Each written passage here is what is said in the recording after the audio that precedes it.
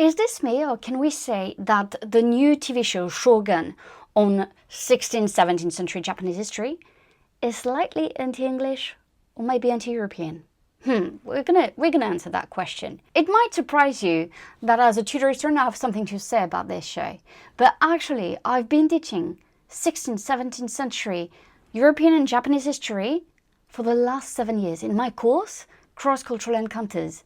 So though I do not publish in this field, I'm very much on top of the historiography, and I know really well what the historians of the period are working on, because I have to share it with my students.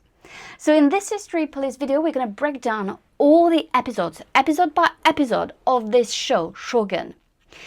And we're going to do something a bit different. We're going to discuss about obviously what I think of the storyline, what I think about the episode. I'm going to try not to give it too much spoilers, but there will be a bit spoilers, so be careful. But we're also going to look obviously at the historical characters behind the fictional characters. And as a bonus, I'm going to read out to you true sources, primary sources of the period between the relationship between Europeans and Japanese. And why is it so important? Because it's going to give you way more context to understand the show, to understand what's going on at the time. So let's do this. I hope you're ready. The first episode starts with, this is the year 1600, and it established the relationship between the Portuguese Catholics and Japan. While it's very smart that they start like this, they also fail to explain the complex relationship between the Portuguese and the Japanese, because it almost feels like, oh yes, they have the monopoly on trade, they're doing so well, they're making lots of money, but at the same time they don't explain that the Japanese are not that welcoming, and it's not that easy for the Portuguese to be part of that society and to establish themselves there. And so we found that ship, and we have these Englishmen who arrived. And obviously it's to establish the main characters of the show. The show is based on a novel, so it's not a historical novel that is really well done, really well made, because it's based on historical characters, and they did have relationships, they did have interactions. However, obviously because it's a novel, the relationships and the interactions are a bit made up or extrapolated, if you want. They're a bit, they're fictionalized really.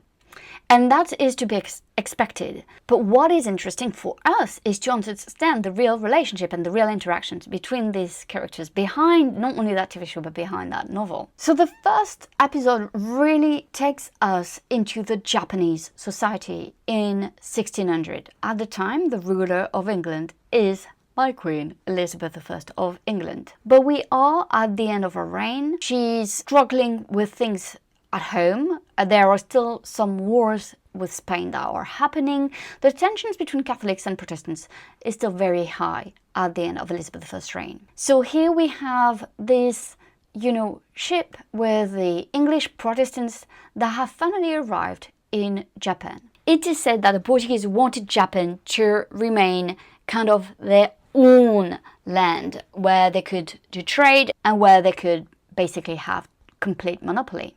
So it was apparently very hard to get to Japan, very complicated, and it was apparently something that the English really wanted. They explained to you that the Portuguese Catholics had already established themselves in Japan at the time, and that they've had converted lots of Japanese. Again, that is not true. The conversion of Catholicism was very difficult to implement in Japan. This is something I really cover in depth in my course, Cross-Cultural Encounters, and mostly because Japanese did not see the need of having a new religion. It doesn't mean that it didn't happen. It doesn't mean that, that the Jesuits and that there was no conversion. But it means that the Japanese Catholics were persecuted, that they were basically seen as outcasts, that they were being seen as not pure Japanese, that they were almost betraying their own culture and traditions. And I have lots of primary sources where we can discuss also how the Portuguese really saw the Japanese and what they felt. Blackthorne is an Englishman who is working for the Dutch. And we know that there's a strong alliance between the English and the Dutch at the time, so that does make sense. But apparently their mission is to figure out where Japan is and trying to basically undermine the Catholic control of Japan there.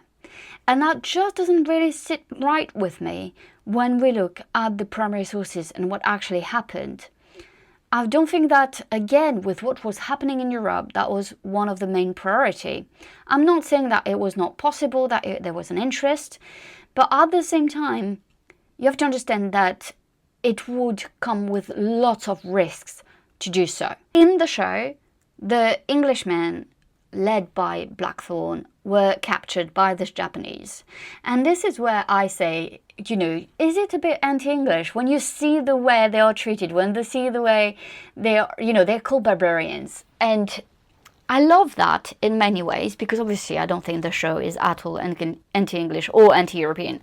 But I think it's so interesting that they use the same words that the English or the Europeans used to describe the Native Americans, to describe basically anyone that was not European. And the fact that for the Japanese it was more or less the English and the Europeans that were barbarians, I love that, to show you that each culture and each people had their own feeling and belief of superiority. Obviously in this show, the sailors are filthy, ill-mannered and wild. You can see that they struggle very much at sea, that they were really at the end of, you know, of their life. Like there was a risk that they could die at sea. So you can see as well, like the idea that the well-mannered and the well-educated and the civilized population was the Japanese and not the English. And they do a great job at showing that in that episode. And they do a great job at showing that really we're entering a new culture, new traditions, a new society. And I love the way they make it like a cultural shock. Because as I said, when I teach about cultural encounters, there's always massive cultural shock between the different cultures and societies, and when they mix up and what happens. And it's not always about violence. Of course there is violence, but there's also very much a degree of curiosity. People want to learn what they don't know, and it's a very human feeling. We also step up in this first episode into the chaotic time for Japan. The emperor has died, the young emperor is young, so there's a council of regents, and we see again here the politics and what's happening and the fights between the different regions. And mostly there are 4 regents against one, the Lord Toranaga. And the Lord Toranaga is obviously not the real name of the man. Lord Toranaga, the man who, like the other regents, really want out and want dead, is actually based on Lord Tokugawa, who finished actually the reunification of Japan and who played a very important role in Japanese history. So we are brought into the midst of very difficult political situation. We have these, you know, Englishmen who arrived. We have Lady Mariko in the show who had converted to Catholicism, and I have lots to say about this and to discuss, you know, why it's not really working and the problem with this. Mostly the problem of how she's still held in high regard by Lord Toranaga. The real Lady Mariko is actually also Kawa Gracia, and it is basically a story of sacrifice, of a duty, and of humility that is very interesting to look at. What I really love as well is that, you know, when we have this type of chaotic political moments in history, we're used to the Tudors, we're used to even the Stuarts, but we're not really used to like learning about the other type of chaotic moments in Asian history. And so I love that now it's in the mainstream. I love that we understand that there were factions, clans, however you want to call them, and it's basically the same relationship, the same amount of stress, the same amount of like what's going to happen, you know, type of feeling. And I really love that we have that in Shogun, that we have this kind of deep dive into Japanese history. In this video I said like I wanted to discuss the historical characters behind the fictional ones, and obviously the one that is for me not necessarily the most interesting, but the one that is the link between Europe and Asia, Europe and Japan, is obviously John Blackthorne, but William Adams. And so let me tell you who was the real John Blackthorne in the TV show. So William Adams was an Englishman. He's the first Englishman who is believed to have set foot in Japan and considered one of the few Western samurais. So he's very someone that is kind of remembered for being able to live in the Japanese society, to adapt to the Japanese culture. The real William Adams made his way in the Japanese society as a trade and diplomatic advisor. And so we have here him building his life in Japan. He's made Hatamoto to the Toranaga, the real Toranaga. So all of this is kind of true, but obviously the interactions are very much different into what actually happened and what is fictionalized. William Adams was born in September 1564 in Kent. We don't really know much about his youth, but he had a real interest in, sailing, in navigation. And I think it's something that, is very true for Englishmen at the time. I mean, the English are going to be the masters of the sea in the 16th, 17th, and 18th century. In 1588, Adams signed up to Francis Drake's navy, and he listed aboard the supply ship Richard Duffield.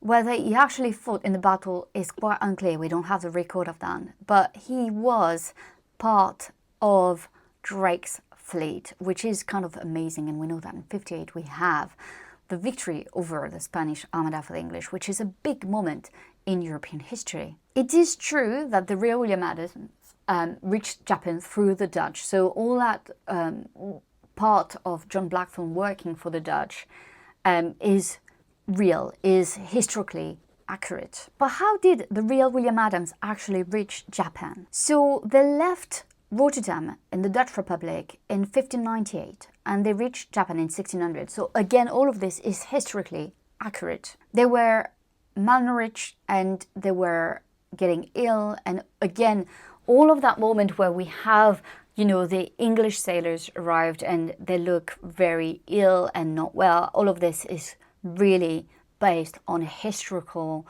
evidence. Now, something that is absolutely historically inaccurate is like, what is the role of William Adams with the real, Shogun? In the show, we have Toranaga that is helped by Blackthorne, by the engine, to fight his enemies. And none of it is true. It is true that William Adams played a role, like he's going to embrace Japanese culture. It is true that he's going to become Hatamoto, but he didn't play a role in the victory of the Shogun, of the Lord Toranaga. And so here we have, again, the fiction and the history that is clashing. This isn't true. William Adams didn't play a role, didn't participate in battles, didn't think about tactics in battles. And again, we're going to break down all the episodes for that. So that is something that was not historically accurate. I told you as well that we will do a deep dive into the real history of early modern Japan, but mostly of the interactions between the European and the Japanese. So here I have a letter from Arthur Hatch, who was also an Englishman who reached Japan later on.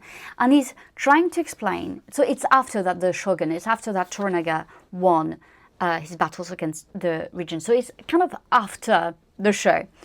But he's explaining how the society actually worked. The country of Japan is governed by an emperor who has 75 kings under his command.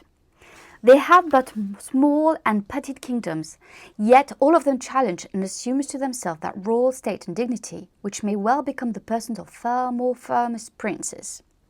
There are but 5 of the emperor's privy council, who commonly are such that for wisdom, policy, and careful vigilance in managing the state affairs, in preventing of treasons and rebellions, in executing of justice and continuing of peace and quietness, may be compared with many, if not most, of what happened in Christendom. So here we have Arthur explaining that there is a real hierarchy in Japan, that there's a real hierarchical society, there's a real civilization. And why it is important? Because Europeans really thought that any other cultures were not as civilized as the ones in Europe. And here we have actually the correspondence of people who actually saw in their own eyes how it was to be like in Japan in the early modern times, and saying this is very similar to what we have in Europe and here in England. I really hope that you enjoy this History Police video and that you will look forward to the next video, me breaking down Shogun episode by episode. Thank you so much for watching. Bye!